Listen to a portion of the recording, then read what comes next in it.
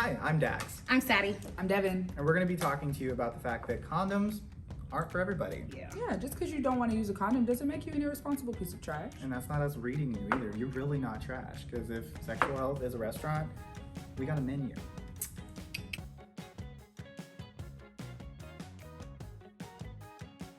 First of all, you can serosort, which is a cute way of saying you can pick your partners based on your respective status. So Right.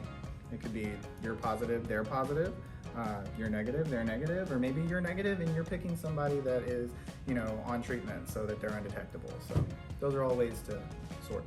Absolutely. And that is not to be confused with discriminating against anyone based on their status. It's just making choices based on your own risk assessment. Mm-hmm. And speaking of choices, we've got different types of ways that you can actually decide to use condoms if they really, really aren't your thing.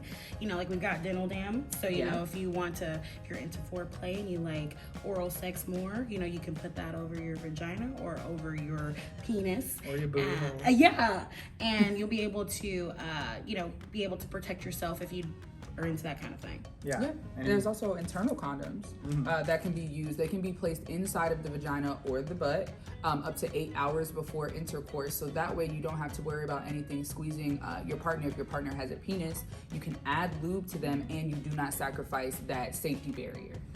I could go get something to eat and have that in and ready to go. Yes, you could be out, have a cute night, be on a date, and be hot and ready by the time you're dropped off at the door. That's what I'm saying. And fun life hack for dental dams. If you don't have a dental dam, which is just a thin latex, it's great for oral sex. If you don't have one, you can take a regular condom and cut the ends off of it and down the middle, and it makes a cute little square that you can just get all Benson business.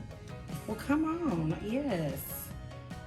And I did not find that out about on 5 Minute Craft. It was not a thing.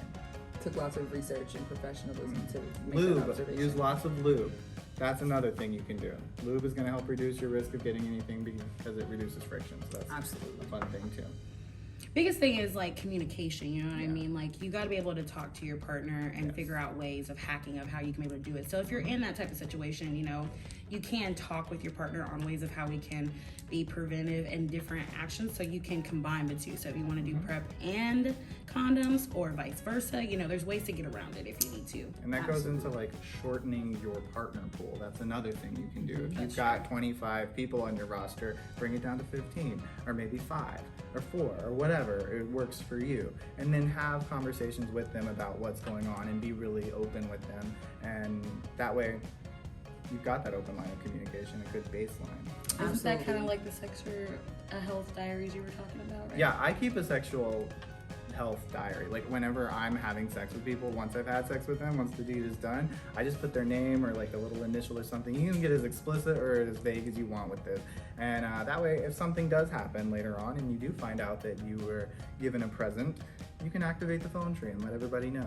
Well, write it down. Yes. Okay. Yeah, I think that's really great. I also think that the cornerstone of that communication that you're going to have with that partner comes from information, and that information is your status.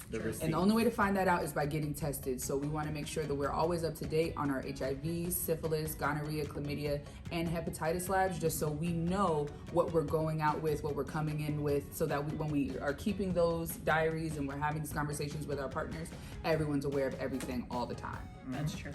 That is very true. And if you feel like you're at a high risk of getting HIV, there's always PrEP, which is pre-exposure prophylaxis. It is a pill that you take once daily for months, years, however long you want to take it, and it reduces your risk of getting HIV by like 99%. So it's awesome. Absolutely. At the end of the day, this is all about risk assessment, combination prevention, and keeping ourselves healthy, happy, and safe. Yeah. Yeah. You wouldn't go to a restaurant that only had hamburgers, would you? Yeah, no. So this one's got a menu. Shop. Go have sex. Thank you. Goodbye.